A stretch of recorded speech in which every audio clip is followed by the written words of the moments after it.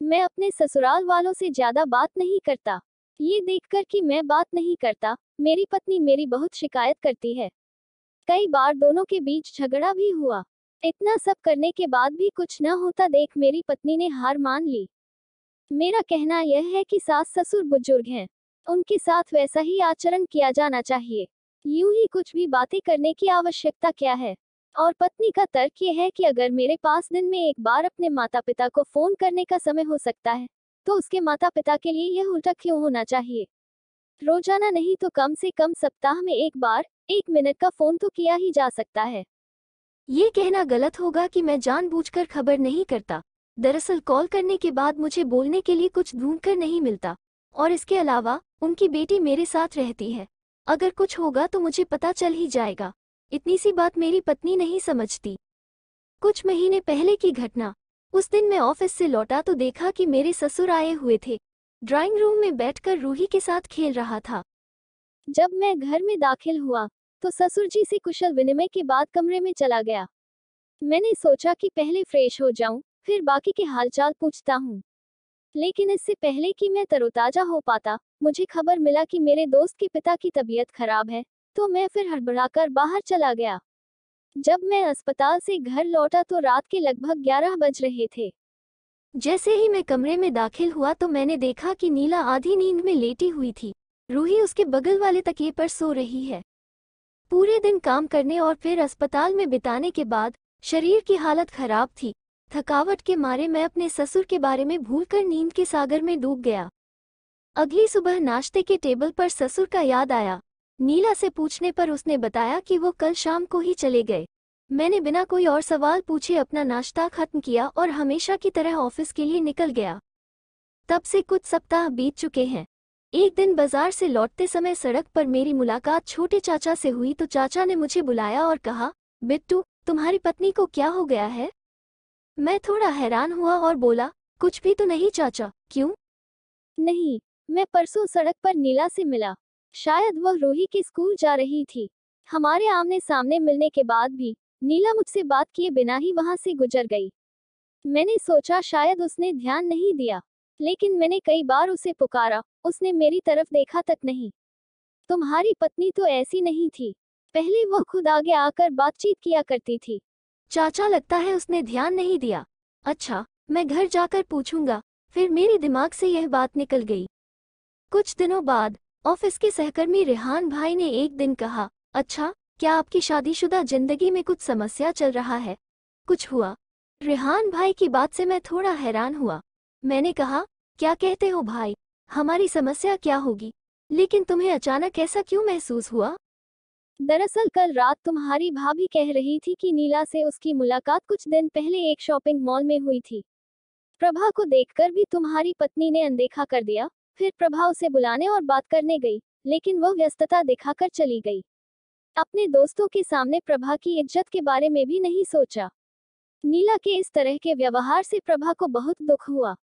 मुझे भी थोड़ी आश्चर्य हो रही है। तुम जरा गौर करना। परिवार के दबाव और ऑफिस की व्यस्तता में उन छोटी छोटी बातों के बारे में सोचने का वक्त कहाँ है, इसलिए मैंने इसे टाल दिया। कुछ दिनों के बाद एक दोपहर माँ का फोन आया और कहा कि मम्मी पापा दोनों कुछ दिनों के लिए यहाँ आ रहे हैं। मुझे सुनकर बहुत खुशी हुई। मैंने जल्दी से ऑफिस का काम खत्म किया, बैग भरकर ताज़ी सब्जियाँ, मछली, मीट खरीदा और घर पहुंचकर पत्नी से कहा, मम्मी पापा कल आ रहे हैं, उनकी खातिरदारी अच्छी होनी चाहिए, ठीक है? नीला ने कोई जवाब नहीं दिया। वो चुपचाप बाजार का थैला हाथ में लेकर रसोई में चली गई। अगले दिन ऑफिस से घर लौटने के बाद मैं अपनी माँ से मिला। मैंने देखा कि मेरी माँ का चेहरा श्रावण मास के आकाश के बादलों की तरह काला हो गया है। चेहरे पर मुस्कान नहीं। क्या हुआ मम्मी, आप ऐसी क्यों दिख रही हैं? मम्मी ने बिल्कुल सहजता से उत्तर दिया, फिर गंभीरता से बोली, बेटा, तुम्हारे बीच कुछ हो गया है क्या? मम्मी के ऐसे सवाल पर मैंने थोड़ा मुस्कुरा दिया। फिर मैंने कहा, कुछ भी तो नहीं हुआ मम्मी, क्यों? मम्मी थोड़ा झिझकी और बोली, ऐसा कुछ नहीं है, पर जब से हम आए हैं, बहू परेशान लग रही है। आकर उसने 2 शब्द बोले और बात खत्म। तब से कोई और शब्द नहीं। हम कुछ बोले तो वह जवाब दे रही है, हम कुछ न कहे तो वह चुपचाप अपना काम कर रही है। पहले जब हम आते थे तो बातें कर करके हमारा सिर दुखाती थी। थोड़ी थोड़ी देर बाद आकर पूछती रहती पापा को कुछ चाहिए तो नहीं। पर अब मुझे वह औरत नजर नहीं आ रहा। बहू ने हमारे साथ पहले ऐसा कभी नहीं किया। तुमने जरूर कुछ किया होगा। मम्मी, ये क्या बोल रही हो? खैर रुको, मैं देखता हूँ क्या हुआ। नीला, नीला, कहाँ हो तुम? बहू किचन में है। मैं बिना कुछ कहे अपने ऑफिस वाले कपड़े पहने किचन में चला गया। नीला खाना बनाने में व्यस्त थी। मैंने कहा, ए नीला, मैं तुम्हें कब से बुला रहा हूँ। मम्मी बोल रही है तुम मम्मी पापा से ठीक तरह से बात नहीं कर रही हो। क्या हुआ? नीला ने एक बार मेरी तरफ देखा और मुंह घुमाकर खाना बनाने में लग गई। मैं बिना कुछ बोले कमरे में चला गया। रात को खाने के टेबल पर मैंने नीला को शांत देखा। उसे घर आए मम्मी पापा की बिल्कुल भी परवाह नहीं है, मानो किसी गहरी सोच में डूब गई हो। नीला, चिकन परोसो पापा को। पापा की थाली में सब्जी भी नहीं है, दिखता नहीं। नीला ने अपना मुंह खोला। उसने कर्कश स्वर में कहा, क्यों, तुम्हारे पास हाथ नहीं है? मुझे ही हमेशा सब कुछ क्यों करना पड़ता है? तुम्हारे माता पिता आए हैं, तुम भी यह कर सकते हो। नीला की बात से सब लोग दंग रह गए। मैं थोड़ी देर तक हक्का बक्का बैठा रहा। मम्मी पापा एक दूसरे को भूत देखने जैसी आश्चर्य भरी दृष्टि से देखने लगे हैं। तुम क्या कह रही हो? तुम्हारा सिर ठिकाने पर तो है? क्या मैं तुम्हें मेंटल लग रही हूँ? अब तक मैंने ही सब कुछ किया है, इस बार अपने माता पिता का ख्याल तुम रखो। मैं कुछ कहने जा रहा था, मम्मी ने मुझे रोकते हुए कहा, अच्छा अच्छा, मैं परोस रही हूँ। मम्मी ने भले ही पापा की थाली में चिकन परोसा हो, पापा खा नहीं पा रहे। कुछ देर तक खाने की थाली को लेकर बैठने के बाद वो उठ गए। मैं अवाक रह गया और नीला की ओर देखने लगा, लेकिन नीला के पास इसके बारे में सोचने का जैसे समय नहीं है। पेट भर कर खाया और फिर उठते हुए बोली, जब सबका हो जाए तो आकर टेबल साफ कर दूंगी। इतना कहकर वो उठकर चली गई। बेटा, बहू को कुछ मत कहना, हो सकता है वो किसी बात से नाराज हो। यदि तुम्हारे बीच कोई समस्या है तो उसका समाधान करो। ये शब्द कहकर माता पिता दोनों उठ गए। कुछ देर वहां बैठने के बाद मैं गुस्से में बड़बड़ाते हुए कमरे की ओर चल दिया। तुमने मम्मी पापा के साथ ऐसा व्यवहार क्यों किया? नीला ने आंखें घुमाई और वापस पूछा, मैंने क्या किया? तुम्हें पता नहीं? सिर्फ मम्मी पापा के साथ ही नहीं, मेरे परिचितों, करीबी लोगों के साथ भी तुम आजकल बुरा व्यवहार करती हो। मतलब, क्यों? क्या तुम्हें समझ नहीं आता? नहीं। फिर मैंने उसे चाचा और रेहान भाई की कही बातें बताई और कहा, तुमने मुझे सबके सामने छोटा कर दिया। थोड़ी देर पहले तुमने मम्मी पापा के साथ जो किया, अब उनके सामने मैं किस मुंह से जाऊं? मैंने कुछ नहीं किया। मैंने इतने सालों से तुम्हारे साथ गृहस्थी करी है। क्या मैंने कभी तुम्हें ठेस पहुंचाने वाली बात की है? तो तुम खामखा बाहरी लोगों को घसीटकर अशांति क्यों बढ़ा रहे हो? बाहरी लोग? क्या मेरे माता पिता तुम्हारे लिए बाहरी हैं? नीला की ऐसी बातें सुनकर मेरे अंदर की हिंसक मर्दानगी जाग उठी। अपने आप को रोक पाने में असमर्थ, मैंने नीला के बाएं गाल पर एक तमाचा जड़ दिया। थप्पड़ खाकर कुछ देर तक चुप रहने के बाद नीला आंसुओं से भरी आंखों लिए हंसने लगी। नीला पागल हो गई है। मैं बहुत गुस्से में था। दिखा दिया ना अपनी मर्दानगी।